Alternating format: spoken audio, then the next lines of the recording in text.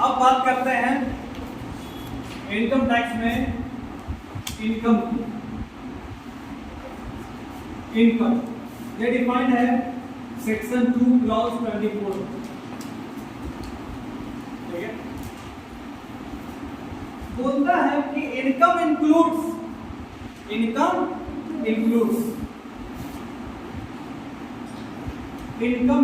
इसको डेफिनेशन में इस तरीके से बोला गया, इनकम इंक्लूड्स क्यों बोला गया? इंक्लूड्स इसलिए बोला गया कि कल हो सकता है कुछ नया तरह का अगर इनकम अगर जनरेट हो, है ना, और उसको लागू करना है इनकम टैक्स में, इसीलिए इंक्लूड्स लिख दिया कि बाद में भी इसमें शामिल किया जा सकता है। ठीक है, तो इनकम का मतलब आप लोग क्या समझते? तुम लोग क्या समझता है इनकम का? एकदम बोलो। इनकम का मतलब आय, जो तुम्हारे पास आए वही आय, है ना, इसी को बोलते हैं आय, है ना। अब इसको ऐसा मत समझ आय ये बोला नहीं है, ठीक है, आय। तो तुम्हारा सबसे पहला आय कब हुआ था तुमको मालूम है? कब हुआ? जो तुम लोग आय समझते हो उसकी बात कर रहे हैं। इनकम टैक्स क्या बोल रहे हैं उसकी बात नहीं कर रहे हैं। तुम लोग पहला आय कब हुआ था? जब छठियारा हुआ था तब,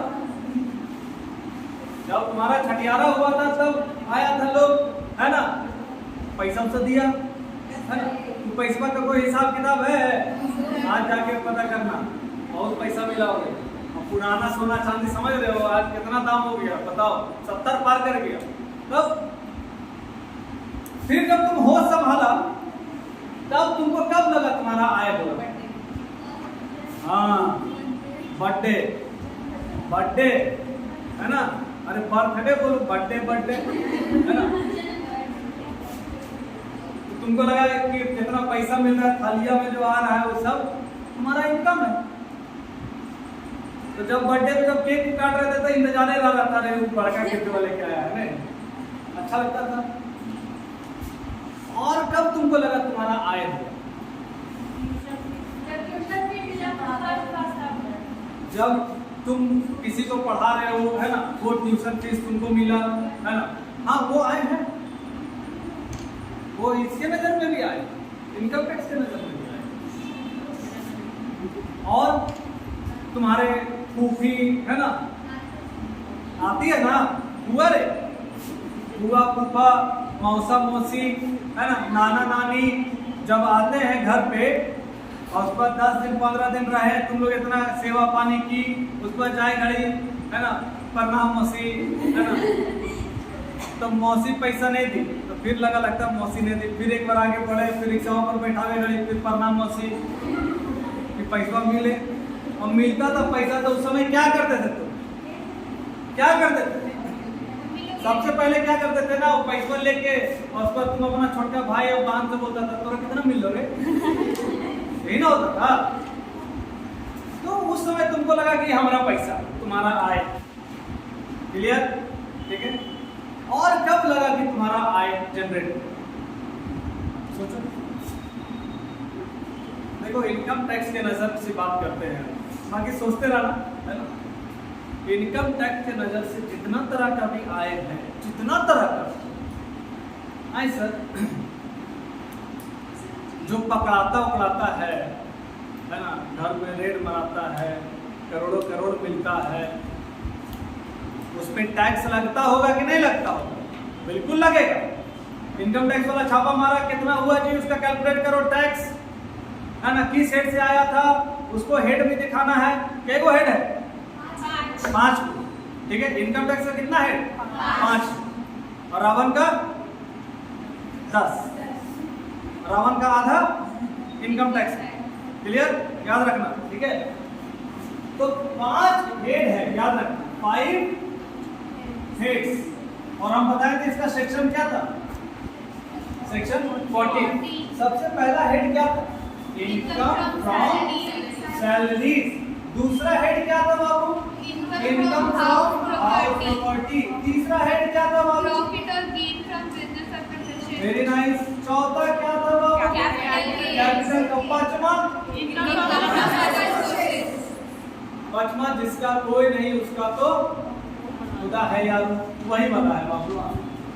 इनकम फ्रॉम अदर सोर्सेस, यानी ये चारों में जो सेट नहीं होगा ना, उस सब पे ही सेट होगा। आया बात समझ में? जैसे इनकम टैक्स में अब तुम कुछ भी बोलो, किसी तरह का भी इनकम बोलो, हम बता देंगे कि इसमें सेट होगा, कि इसमें सेट होगा, कि इसमें सेट होगा। अब मान लो कि कोई आदमी बिजनेस कर रहा है, तो बिजनेस का इनकम कहाँ होगा? पहले ही बताओ, बिजनेस का इनकम कहलाएगा कि नहीं कहलाएगा? बिल्कुल कहलाएगा। प्रॉफिट जो हो रहा है बिजनेस में, इनकम कहलाएगा कि नहीं कहलाएगा? बिल्कुल कहलाएगा। तो बिजनेस वाला कहाँ जाएगा? पीजीबीपी में। क्लियर है? अब मान लो हम नौकरी करेंगे कहीं या कर रहे हैं, तो हमको क्या मिल रहा है? सैलरी। तो वो किस हेड में हम दिखाएंगे? सैलरी का हेड दिखा रहे हैं कि सैलरी मिलेगा तो इधर, बिजनेस का इनकम होगा तो इधर। की कर क्या रहा है बाबू? इनकम टैक्स में जितने तरह का इनकम होता है उसको अलग अलग 5 भागों में वर्गीकृत किया गया है, 5 नाम दिया गया। ठीक है, कि इस नाम से रिलेटेड जो भी इनकम होगा इसी में जाएगा। उसके बाद फिर सबको कैलकुलेट करेंगे तो टोटल इनकम हमको पता चलेगा, और उस टोटल इनकम पे फिर हम टैक्स का जो रूल है उसको अप्लाई करेंगे। टैक्स का रूल यानी उसका रेट्स ऑफ टैक्सेस क्या है वो अप्लाई करेंगे। उसके बाद निकले के आएगा कि कितना इसको टैक्स पे करना है। इसलिए हेड्स बहुत जरूरी है। तो अभी सिर्फ बात कर रहे हैं इनकम का, तुम लोग इनकम बताओ, हम हेड बताते चलेंगे। अब ध्यान से सुन लो, है ना, बहुत सारा चीज अभी कवर कर देंगे जो भविष्य में आने वाला है आपका। अब कहीं नौकरी मेरी लगी तो हमको क्या मिल रही है? सैलरी। अगर हमको वो जहां हम नौकरी कर रहे हैं वो हमारा एम्प्लॉयर कहलाएगा और हम एम्प्लॉय कहलाएंगे। यस और नो? यस। तो एम्प्लॉय को तुम सुने होगे कि कार वगैरह भी मिलता है, एम्प्लॉयर की तरफ से मिलता है कि नहीं मिलता है? तो कार वगैरह में पैसा खर्चा होता है कि नहीं खर्चा होता है? तो उसका पैसा फिर किससे लेगा? मतलब वो किसको बेनिफिट मिल रहा है? एम्प्लॉय को। तो वो जो बेनिफिट जितना रुपया का मिल रहा है उतना सैलरी इंक्रीज कर जाएगा। आया बात समझ में? एगो तो बेसिक सैलरी होबे करेगा, बोला जाएगा भैया 15,000 रुपया महीना तो तुमको मिलवे करेगा। उसके बाद कारों मिलेगा, अरे इस साल कार मिलेगा तो घूमने करेगा। इसका मतलब कार में घूमोगे तो किस पर्पस के लिए घूमोगे? ऑफिशियल पर्पस के लिए और पर्सनल पर्पस के लिए भी। तो तुमको बताओ, अगर देगा तो ऑफिस के काम के लिए दिया जाता है कि पर्सनल काम के लिए? अगर तुम पर्सनल यूज करेगा तो उसका खर्चा वापस देना पड़ेगा ना तुमको, और तुम नहीं देगा तो क्या करेगा? तुम्हारा इनकम बढ़ा देगा कि हम इसको और पैसा दिए हैं कार के माध्यम से। या सुनो, बात को समझो। ठीक है, तो कुछ और भी मान लो तुमको देता है कुछ अलाउंस के नाम पे। अगर तुम नौकरी कर रहे हो, बस नौकरी की बात कर रहे हो, तो वो सब डियरनेस अलाउंस, मेडिकल अलाउंस, ठीक है ना, बहुत तरह का अलाउंस हम लोग पढ़ेंगे, है ना, hill area allowance, proctor allowance, education allowance, children hostel allowance, ये जितने तरह का अलाउंस, टिफिन अलाउंस, फिर हम लोग का ये हाउस रेंट अलाउंस, तो जितने तरह का अलाउंस है और जितने तरह का परक्विजिट है वो सब इनकम होता है एम्प्लॉय का। और वो इनकम कहाँ जाएगा? किस हेड में जाएगा? Income from salary. अब तुम लोग का घर है, बोलो ना। Yes sir. हाँ है। तुम लोग का घर है तो सिंपल सी बात है, तुम लोग अपना घर में रेंट पे किसी को दिए हो कि नहीं दिए हो? बोलो ना जी हाँ। तो तुमको क्या देता है? पैसा। रेंट देता है ना जी, पैसा देता है। तो वो तुम्हारा इनकम हुआ कि नहीं हुआ? हुआ। तो वो इनकम कहाँ दिखाएंगे? वो तुम्हारा सैलरी हुआ? नहीं। इनकम फ्रॉम हाउस प्रॉपर्टी, यानी हाउस प्रॉपर्टी जो तुम्हारा है उससे तुम इनकम जनरेट कर रहे हो, वो तुम्हारा कहाँ जाएगा? किस हेड में? Income from house property. अब तुम कर रहे हो शोरूम खोल लिया तुम, है ना, क्या चीज का शोरूम? मेकअप वाला शोरूम, है ना, बहुत सारा सामान होता है, उतना हम नहीं मालूम है आपको, है ना। तो अब तुम लोग शोरूम खोल दिया, बिजनेस कर रहा है तो इनकम होगा। तो वो किस हेड से तुम दिखाओगे अपना इनकम? पीजीबीपी, प्रॉफिट और gains from business and business और प्रोफेशन, या तो तुम बिजनेस करोगे नहीं तो प्रोफेशन में होगे, है ना। बिजनेस और प्रोफेशन में अंतर है कि नहीं अंतर है ना। टीचिंग इज अ प्रोफेशन, है ना। एडवोकेट वाला काम क्या है? प्रोफेशन, ठीक है। डॉक्टर वाला काम क्या है? प्रोफेशन। चार्टर अकाउंटेंसी वाला काम क्या है? प्रोफेशन, ठीक है ना। और बाकी जो दुकान खोल के बैठे ले हम जानते हैं क्या है? बिजनेस है। तो वो लोग जितना भी इनकम जनरेट करेगा वो किस हेड में दिखाएगा? पीजीबीपी में, ठीक है। अब बात करते हैं कैपिटल गेन का। एक छोटा सा ओवरव्यू तैयार कर रहे हैं आप लोग, है ना। कैपिटल गेन एकदम हेवी है। कैपिटल गेन, है ना। कैपिटल यानी पूंजी, गेन का मतलब क्या होता है? लाभ। तो कैपिटल गेन कैसे होता है? अभी घरवा से जो इनकम हुआ तुम रेट पे लगाया तो क्या हो गया? Income from authority.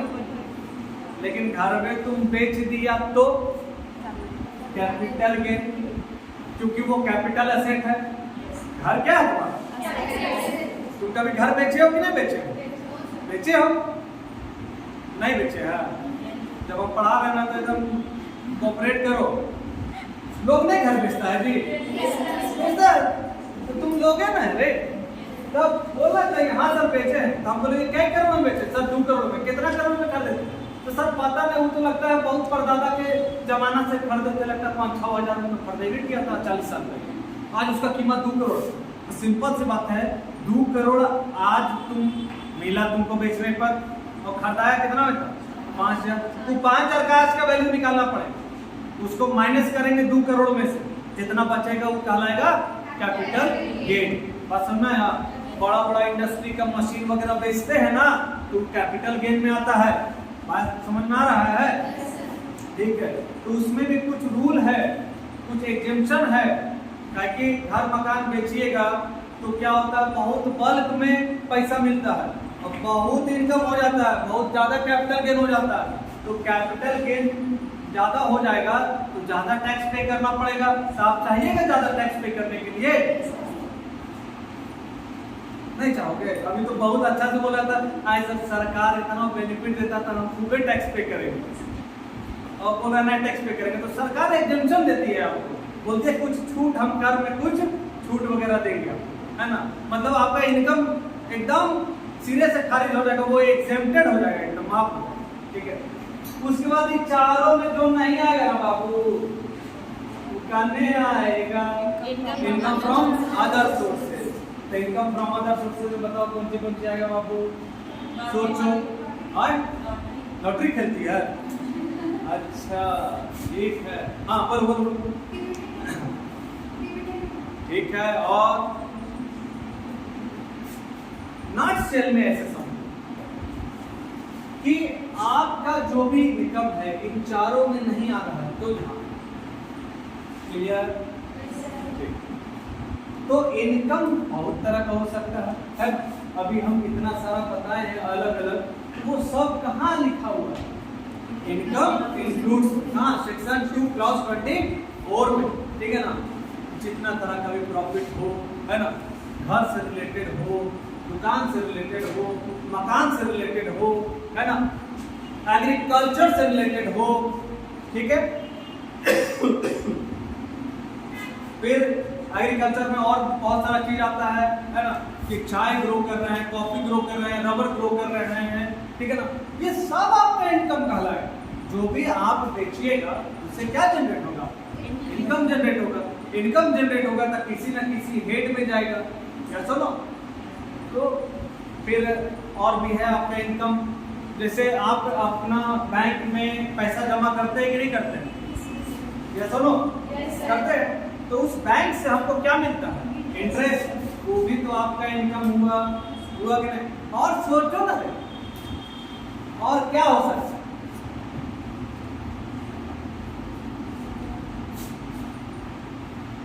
सोचो, मौका दे रहे हैं।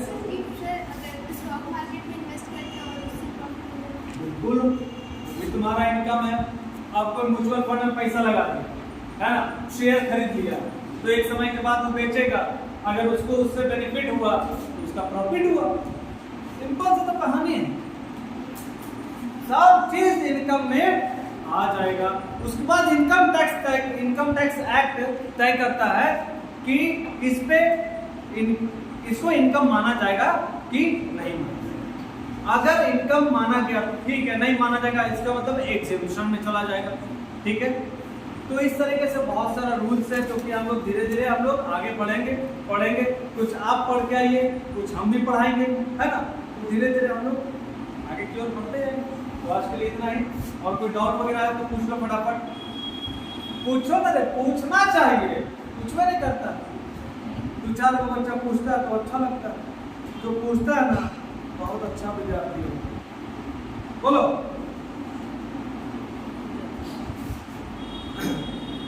चलो ठीक है, कोई बात नहीं, तो हम पूछ दे तो तुम लोग का टास्क रहेगा। अभी जितना लेक्चर हुआ है उसका प्रॉपर नोट्स बना लीजिएगा, ठीक है ना।